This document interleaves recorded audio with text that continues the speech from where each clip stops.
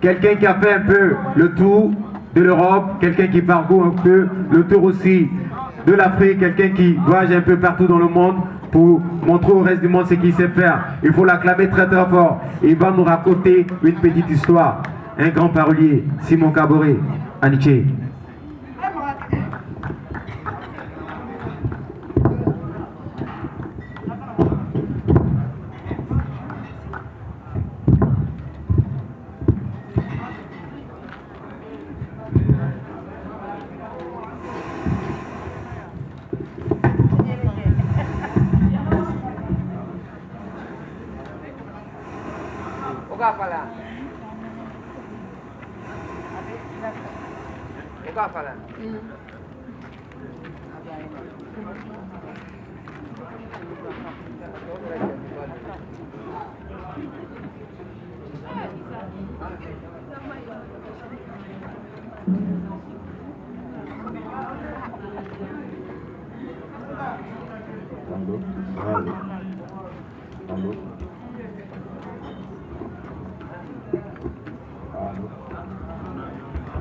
Bonsoir.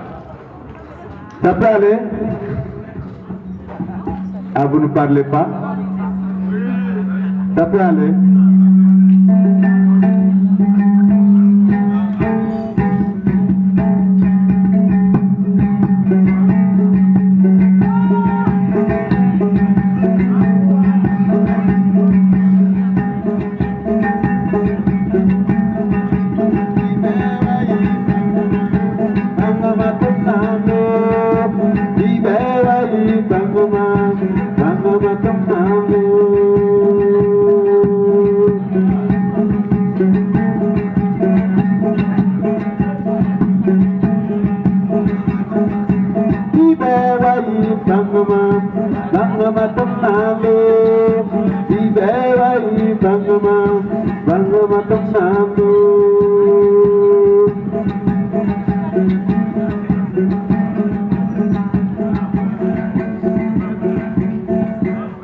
Sorry, excusez-moi.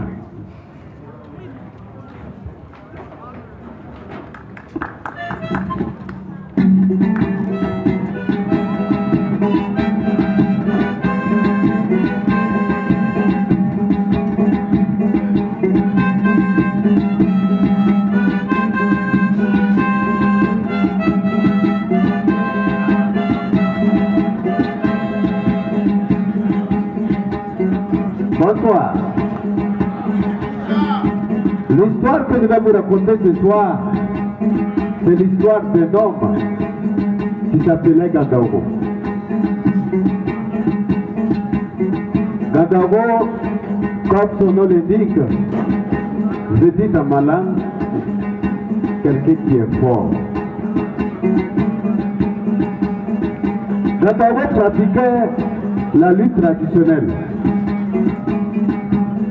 Et dans son village, personne n'a pu se mesurer à lui. Libéra-y, Bangoma, Bangoma Tokando. Libéra-y, Bangoma, Bangoma Tokando.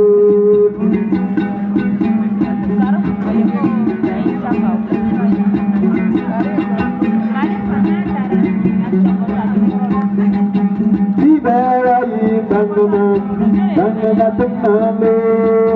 Libéra-y, Bangoma, Bangoma Tokando.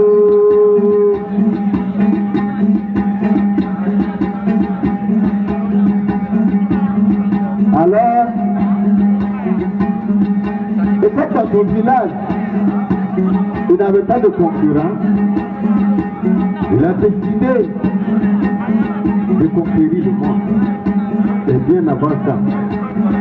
Et comme il s'est senti plus fort que tout le monde, il a commencé à abuser de sa force. Il pillait les gens, terrorisait tout le monde.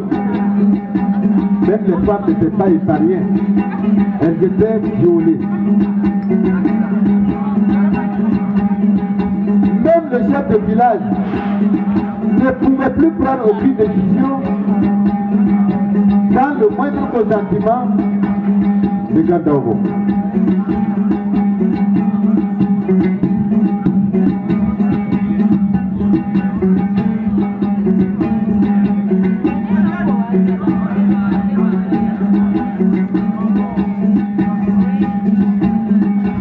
Et quand il était devenu fort,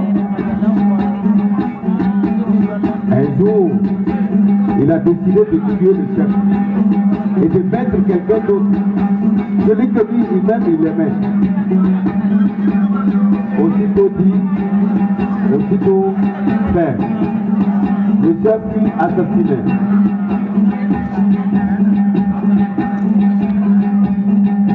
Et comme il n'y a jamais un sans deux, il a décidé de conquérir le monde.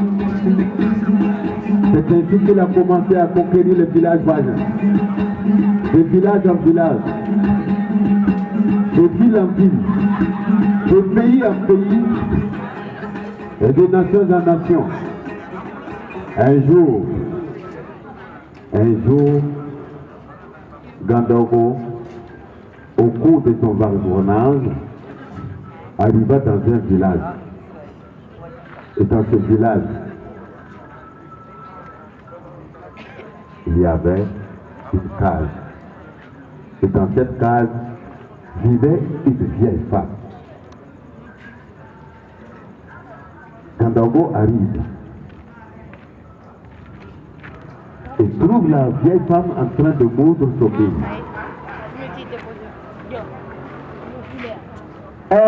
Bonjour vieille femme.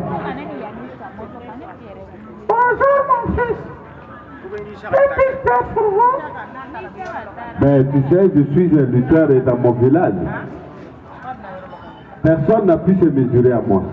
Alors je cherche quelqu'un qui va se mesurer à moi. Et la vieille femme me dit, écoute, j'ai deux fils, mais ils sont partis à la chasse. Si tu peux les attendre. Qu'est-ce que Gandogo cherchait?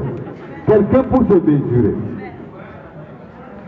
Alors, il s'assoit et attend bonnement. La vieille femme lui donna à manger, à boire. Le soir venu, Gandogo vit de loin deux personnes qui venaient. Et chacun portait au moins 5 éléphants sur son dos. Pris par la peur, Gandogo a commencé à trembler, à larmoyer. Et il a cherché secours chez la vieille. La vieille dame lui dit, écoute mon fils, t'inquiète pas, je vais te sortir de là. Et quand les enfants sont arrivés, ils demandent à leur maman, maman, mais qui est cette personne? Et qu'est-ce qu'il fait ici? Et la vieille dame leur dit, écoutez mes enfants, celui-là que vous voyez, c'est votre frère. Mais comment se peut-il que ce soit notre frère? Ne vous fâchez pas des enfants. Je l'ai dit quand j'étais de l'autre côté du monde. C'était pour ne pas vous vexer que je ne vous ai pas informé. Faisons une fête. Et une grande fête fut organisée. Pendant une semaine, on a mangé, aidez-moi, vous ne savez pas ce que vous faites pendant la fête? On a mangé, et ne m'amenez pas là où il ne faut pas m'amener, c'est sûr. Alors, quand la fête a passé, les enfants devraient encore repartir à la chasse. Et quand les enfants sont partis, Gandogo va commencer à demander la route. Il dit, écoute, vieille femme, il faut que je parte sur le champ. Sinon, le jour que tes enfants sauront que je ne suis pas leur frère, je suis mort. La vieille femme me dit, tu peux partir. C'est ainsi que Gandogo a pris ses coups aux jambes. Comment il a pris ses jambes au cou? Hein? Il a pris ses jambes au cou ou il a pris son cou aux jambes? Hein? Voilà, il a pris ses jambes au cou. Et il a commencé à courir, à courir, à courir.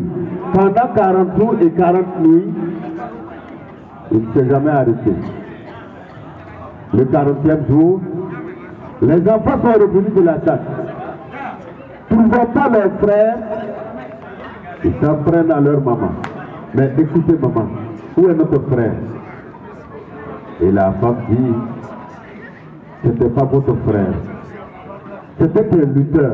Et il cherchait quelqu'un pour se mesurer. Les enfants fâchés. Mais maman, mais pourquoi tu as fait ça? Pourquoi tu ne nous as pas dit à temps? Tu allais nous dire, on allait régler son compte. Mais c'est depuis quand il est parti? Ah, ça fait 40 jours aujourd'hui qu'il est parti. Nous allons à la chasse de ce dernier. Et les enfants sont sortis. Un pas, 2 pas, 3 pas. Voilà les fesses de Gandogo. Gandogo se retourne et voit les 2 personnes. Il a commencé encore à pleurer, à crier plus fort. Heureusement pour lui, devant lui se trouva une vieille personne, un vieillard qui était en train de labourer son champ. Il demande le refuge, c'est le vieillard. Il dit, écoutez, il faut me secourir, il faut m'aider à tout prix. Le vieux, qu'est-ce qui se passe? Ce deux-là, il veut me tuer. Et le vieux détache son cadre-bas et il met Gandogo dedans et attache. Les enfants arrivent et demandent, s'il vous plaît, vous n'avez pas vu quelqu'un passer par là? Le vieillard dit non. Les enfants repartent à la maison. Et quand les enfants sont partis, le vieux voulait libérer Gandogo et quand il a détaché, on ne trouva plus que des os. Les bouts du vieillard ont complètement dévoré Gandogo. C'est là que mon père a dit que celui qui suit les sages deviendra sage. Mais celui qui suit les méchants périra comme eux. Qui que tu sois fort, il faut faire toujours attention parce que toute chose doit avoir une limite. Bonne soirée à vous.